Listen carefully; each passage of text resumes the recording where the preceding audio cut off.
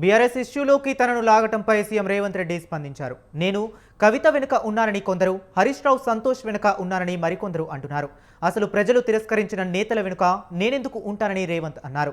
తాను కేవలం ప్రజల వెంట మాత్రమే ఉంటానని, మీ కుల కుటుంబ పంచాయతీల మధ్య మమ్మల్ని తీసుకురావద్దంటూ హితవు పలికారు రేవంత్.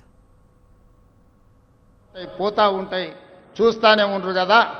ఒకప్పుడు ఏ పార్టీని బతకనియేమో, ఎవరు రాజకీయం కాదు కదా, నిద్రలో కూడా శాసనసభ్యులు అవుతామన్న ఆలోచన చెయ్యొద్దు అని ఆనాడు అక్రమ కేసులు పెట్టి ఎందరిని ఎంతమందిని జైళ్ళకు పంపించారు. ఇవాళ వాళ్ళే తన్నుకొని చేస్తున్నారు. ఒకరు కడుపులో కత్తులు పెట్టుకొని కౌగిలించుకుంటున్నారు. ఎవరు అక్కర్లేదు, వాళ్ళే పొడుచుకుంటున్నారు. విపరీతమైన అవినీతి సొమ్ము వచ్చిన తర్వాత సొమ్ముల పంపకాలలో కుటుంబ పంచాయతీలు ఇవాళ కుటుంబంలోనే ఒకరు సహించుకోలేని పరిస్థితి.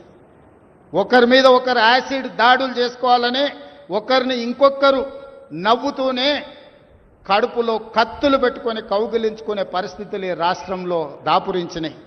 ఆయన వెనకాల ఈయన ఉన్నాడని, ఈయన వెనకాల ఆయన ఉన్నాడని.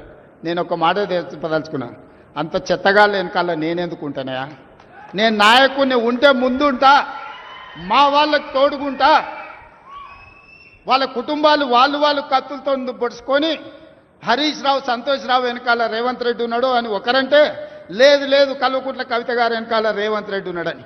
మీరంత దిక్కుమాలని తెలంగాణ ప్రజలు బండకేసి కొడితే మీ వెనకాల ఎవడన్నా బుద్ధున్నోడు ఉంటాడా?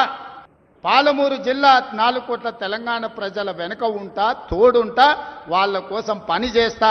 నాకంత సమయం లేదు ఇంత పనికిమాలతో కలిసి, లేకపోతే మీకు మీరే పంపకాలలో వచ్చిన పంచాయతీలు మీరే పొడుచుకుంటారు. మేము చూస్తే చాలు. జరుగుతున్న పరిణామాలు అందరికీ తెలుసు.